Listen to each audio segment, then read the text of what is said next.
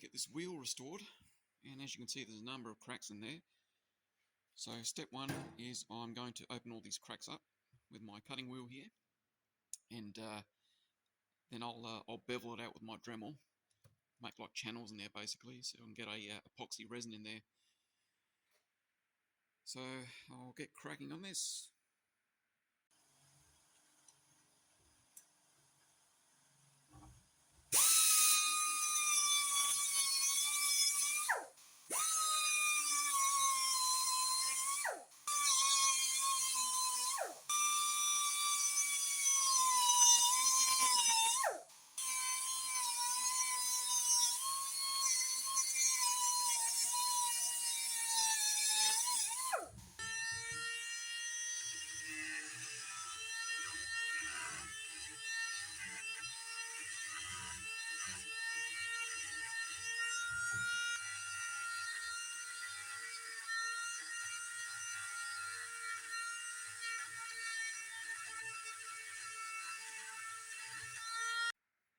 So that's it. I've cut grooves in all those areas where there were cracks, and I've beveled it out. Pretty sure I've got them all. So now what I'll do is I'll sand all this, and then I'll put my epoxy resin and fill in all these gaps and just let it set.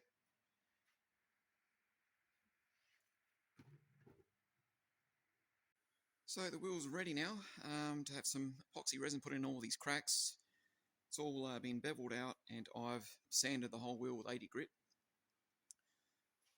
So here we go. Let's put some glue in there and fill all those cracks in.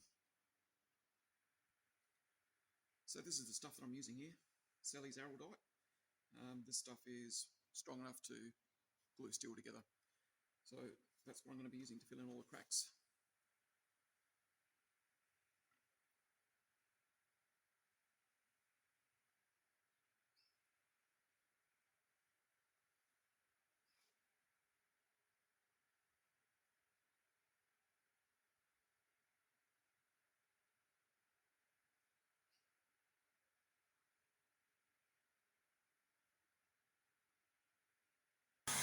Okay, so I started off using this Araldite to fill in all these cracks in the steering wheel. But I just found it was just too runny. It was running through, wasn't filling up the cracks. It was taking way too long to do, so I switched to fiberglass resin, this stuff here. And that's definitely done the job. So now I've just got to go around and just sand all these bulky points. I mean, it is rock solid in there. And then sand it. And then if there's any like low imperfections or anything like that, I can use just a little bit of body filler, I guess, just to smoothen it all out. But so I'm just going to sand this resin off. So there is the wheel. That's prepped now. So I ended up using fiberglass resin to fill in the cracks, and I've just used a light amount of body filler just over the very edges, any sort of rough spots or anything like that. And quite a job doing this. You think it's just a steering wheel, it wouldn't take long, but it's actually taken quite a while. But the end result hopefully will be good. I mean, it's you know, you're going to be staring right at it while you're driving, so I want this to look nice and feel nice and not bumpy in the hands.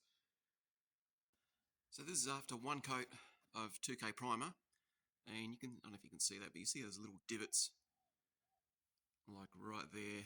They're only tiny, but that's going to stand out, putting the base coat over the top of that. Actually, when I say base coat, on this I'm using a single stage paint, so that's, you know, your base and clear all mixed together, but it will still stand out. So once I've primed it for the second time, I'll just go around. I've got a very light body filler that you can just sort of smear into those sorts of things, and it just fills up tiny little crevices like that. But that's what you've got to do if you want it to look nice. The rest of it is a lot better. At least the cracks have pretty much disappeared. Well, they have disappeared. Can't see them anymore.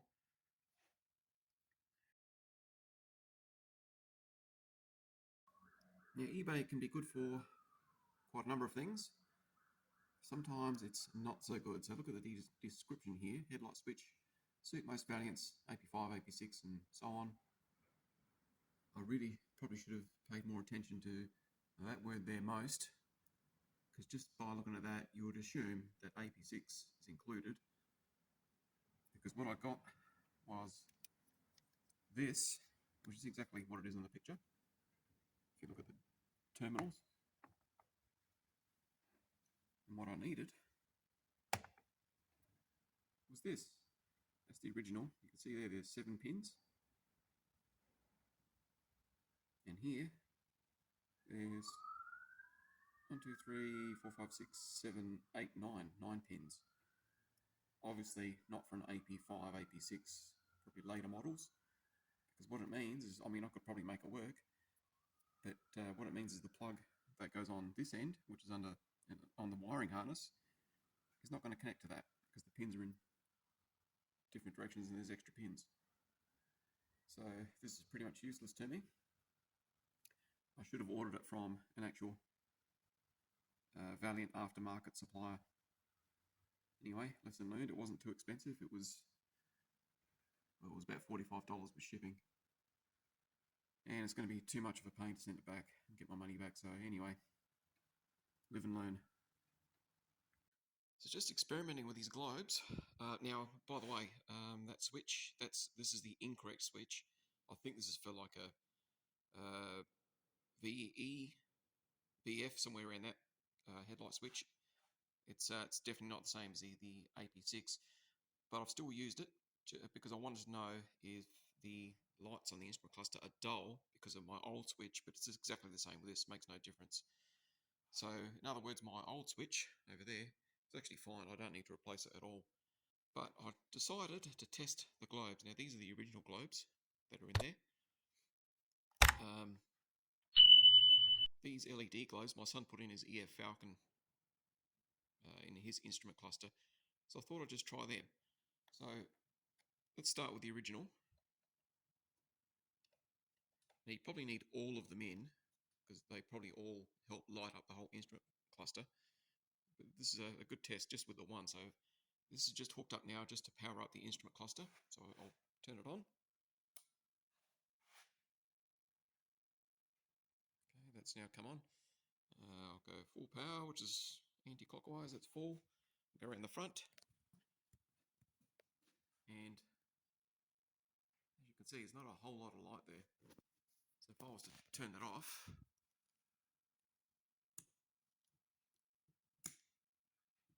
okay, back on, lights up, but you know, it's not real bright.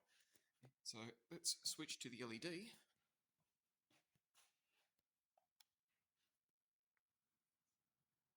Turn that on. You can already see a huge difference from the back. And that's a huge difference from the front. So I think that's what I'm going to do, because I can always turn that down. I can always reduce it, or maybe not. Why isn't it dimming? It's just full power or not. Anyway, I think that's the way I'm going to go. So now it's time to finally put this wheel in its colour. So I'm using a single stage paint on this. I've never used a single stage paint before. Can't be any harder than base coat, clear coat. Should be easier if anything. So yeah, about to do that, and I've decided to redo the instrument cluster fascia.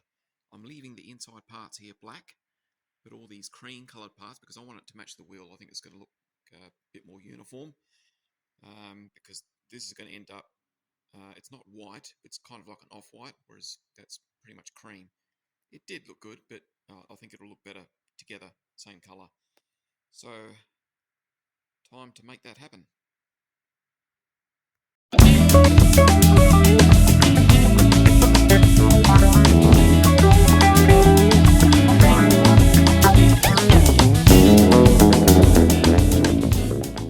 So this is round 2 for painting the steering wheel. I've already painted it once. There were some areas, you can see where I've sanded, where there were some real imperfections in there, which I somehow didn't notice after I'd sanded it once it had been primed. Quite often when you paint it, when you get it all nice and shiny, it shows up any real imperfections. It's still not going to be perfect, but I'm not going to spend a century on doing a steering wheel. But I know that this next round, this will come out nice. I'll use the opportunity at the same time while I'm mixing up paint for that to fix this gear lever. I'll put fiberglass filler over there and just a small amount of body filler just over a tiny little spot there. But this had a big crack all the way through here. It was basically missing up into there. So I'll paint that white as well. Saves me having to buy another one. And the vents. Again, round 2 for the vents. But they're getting better and better each time. So they'll be black. They'll be done in black. And I've decided to do the handbrake handle. It's supposed to be black, but I'm going to do it in the same colour as the steering wheel. I just think it's going to look a lot nicer and a lot more colour coordinated with the white steering wheel and the same coloured fascia. And what else? That's it. So I'll mix up the paint and get started. So there's the wheel, finally done. Again, it's not 100% perfect, but how long I'm going to spend on a steering wheel. The cracks are all gone, that's the main thing, and it looks nice. Handbrake handle was originally black, but I think it's going to look better that colour. And the gear lever knob. So I'm going to paint these little needles now. So you can see like this one's fairly orange. That one's kind of faded. That one's very faded. So I've got myself my orange fluorescent paint. I have to get this off eBay. I went to my local paint supplier and they didn't have anything like this. They just go on eBay and get it. And here it is. This is all you get of this kind of paint for this purpose. It's probably all you need anyway. It's about 25 bucks. So here we go. And just a very fine brush. And I want to try and be as steady as possible. Start with the worst one.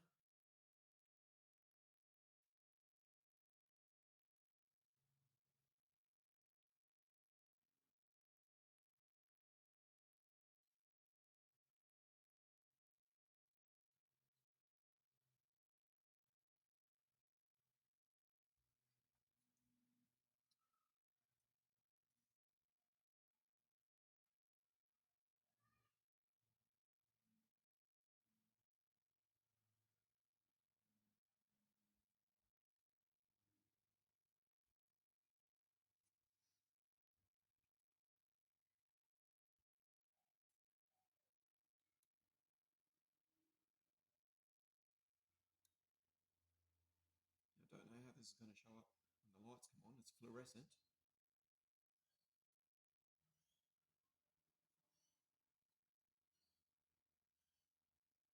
So it should look nice.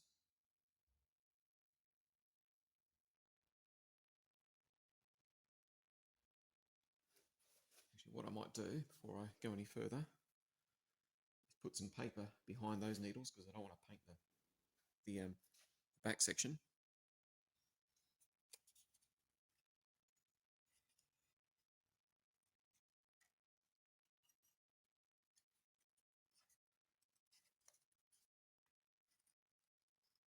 Yeah, that'll do.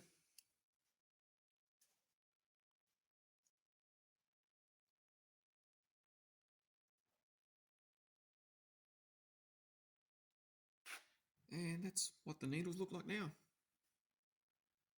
Nice and fluorescent orange. So I don't know how that's going to show up when it's all operating with the lights on and everything like that.